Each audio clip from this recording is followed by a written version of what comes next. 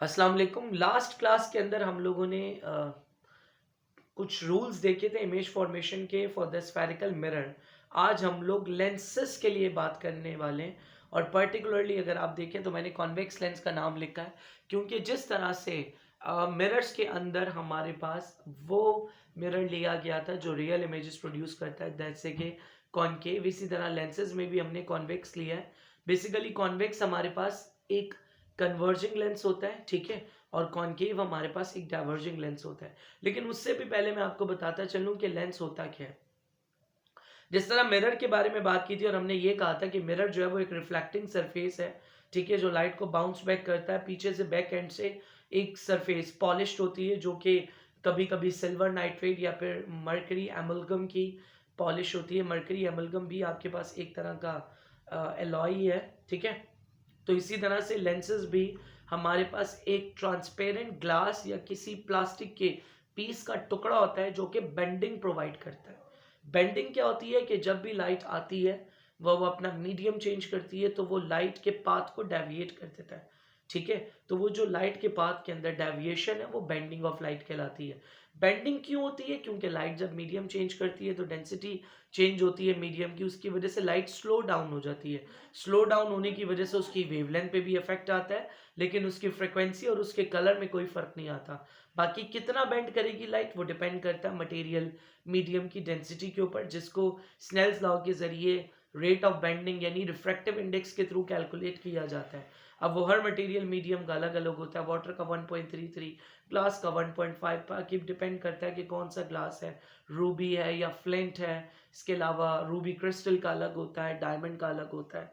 Different materials की bending वो depend करती है उनके डेंसिटी के ऊपर।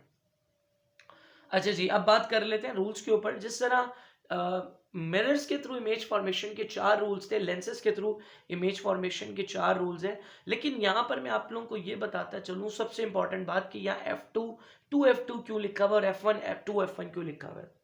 याद अगर आप लोगों को हो, जब मैं स्फेरिकल मिरर की वीडियो मैंने अपलोड की थी तो उसके अंदर हमने कहा था कि आपके रिफ्लेक्टिंग सरफेस यानी पोल से लेके जो फोकल पॉइंट तक का डिस्टेंस है वो फोकल लेंथ कहलाती है। इसी तरह मैंने कहा था कि वो तमाम की तमाम terms focal length, focus point, centre of curvature, radius of curvature, ये आपके मिरर के साथ साथ लेंसेज के लिए भी वैलिड है। The only difference is that कि मिरर के अंदर आपकी जो रिफ्लेक्टिंग सरफेस का सेंटर पॉइंट है वो पोल है, जबकि लेंसेज के अंदर जो रिफ्लेक्टिंग सरफेस का सेंटर पॉइंट है वो ऑप्टिकल सेंटर कहलाता है। लेंसेज के अंदर दो फोकस पॉइंट होते हैं। लेंसेज के अंदर आपके पास 2 फोकस पॉइंट होते हैं। फोकस पॉइंट को अगर मैं प्लूरल में पढ़ूं तो ये फोसाई बनता है, FOCI, फोसाई, ठीक है। अब सवाल उठता है कि लेंसेज के 2 फोकस क्यों हैं, ये 2 फोकस पॉइंट्स क्यों हैं? क्योंकि अगर आप ध्यान से देखें तो ये लेंस हमारे पास कॉन्वेक्स की भी 3 टाइप्स होती हैं। ये बाय कॉन्वेक्स लेंस है क्योंकि ये दोनों तरफ से कर्व्ड है। अगर कोई लेंस दोनों तरफ से कर्व्ड हो तो वो बाय कॉन्वेक्स कहलाता है, और अगर एक तरफ से कर्व्ड हो एक तरफ से प्लेन हो तो वो प्लानो कॉन्वेक्स कहलाता है। जबकि एक तरफ से अगर वो कॉन्वेक्स की तरह कर्व्ड हो और एक तरफ से कॉन्केव की तरह कर्व्ड हो तो वो कॉन्केवो कॉन्वेक्स कहलाता है।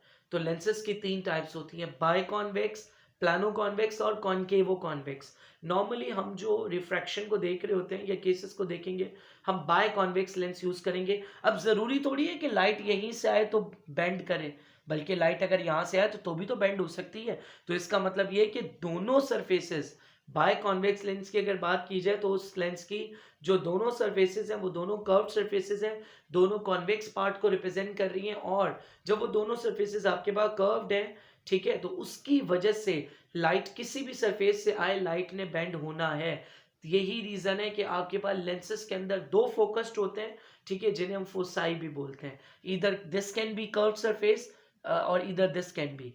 अब इसके लिए जो फोकस हमने चूज किया राइट वाले के लिए वो F2, लेफ्ट वाले के लिए F1। अब ये 2F2 इसका मतलब है twice of the focal length.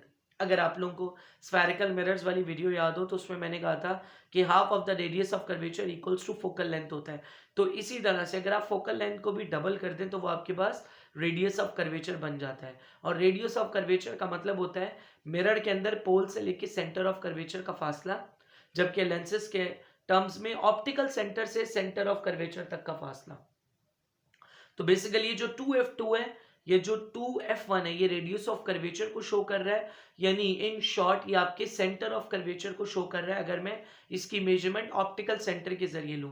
अच्छा, यहाँ पर एक और बात बताता चलूं कि मिरर हो या चाहे लेंसेज हो, कभी भी अगर ऑब्जेक्ट डिस्टेंस, फोकल पॉइंट या फोकल लेंथ की अगर मैं बात करूं, ठीक है, ऑब्जेक्ट डिस्टेंस, आपका फोकल लेंथ और आपका इमेज डिस्टेंस, ये हमेशा पोल के रेफरेंस से ही मेजरमेंट की जाती है मिरर्स के अंदर, और लेंसेज के अंदर इनकी मेजरमेंट के लिए जो रेफरेंस बनाया जाता है वो हमेशा ऑप्टिकल सेंटर ही बनाया जाता है।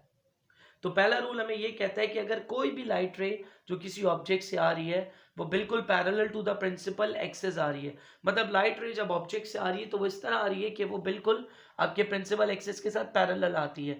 तो जैसे ही वो लेंस के अंदर जाएगी, लेंस उसको बेंड कर देगा, और वो इस तरह से बेंड करेगा कि जो राइट साइड की आपकी कर्व सरफेस है वो उसके फोकस से यानी f2 से पास हो। यानी लिखा हुआ है, when a ray of light is parallel to the principal axis, it strikes on a convex lens, it will pass through the principal focus after passing through the lens.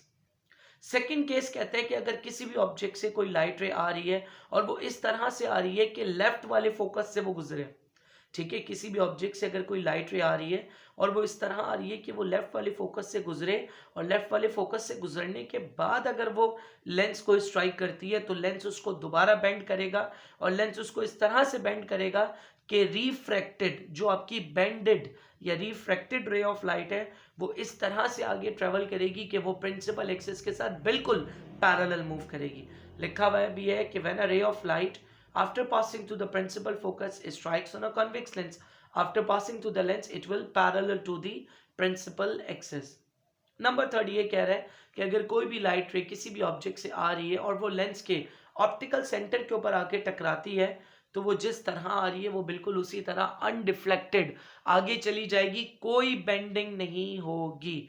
ये है थर्ड रूल, व्हेन अ रे strikes an optical centre of the lens it will pass through the lens and will remain undeflected. यकीन मानिए अगर किसी ने ये 3 rules याद कर लिए या जहन में बिठा लिए समझ के और इनकी प्रैक्टिस भी की, मैं लेंसेज के थ्रू भी इमेज फॉर्मेशन इंशाल्लाह करवाऊंगा तो प्रैक्टिस भी हो जाएगी। मैं दावे के साथ बोल सकता हूँ कि जिसने ये 3 रूल्स कर लिए उसके लिए इमेज फॉर्मेशन कोई मसला ही नहीं रहेगा, और इमेज फॉर्मेशन के साथ साथ उसके लिए कंपाउंड माइक्रोस्कोप और टेलीस्कोप की रे डायग्राम तो हलवा हो जाएगी, और वो 2 मिनट में उसको बना लेगा, किसी को भी रट्टा मारने की ज़रूरत नहीं पड़ेगी। और जब उसका रट्टा नहीं लगेगा तो ना ही आपको कंस्ट्रक्शन और ना ही आपको वर्किंग का रट्टा मारना पड़ेगा, क्योंकि इस साल के लिए कंपाउंड माइक्रोस्कोप या फिर टेलीस्कोप में से एक सवाल लॉन्ग में लाजमी आएगा जिसमें आपको रे डायग्राम शो करनी पड़ेगी और साथ साथ अपनी कंपाउंड माइक्रोस्कोप की कंस्ट्रक्शन और वर्किंग।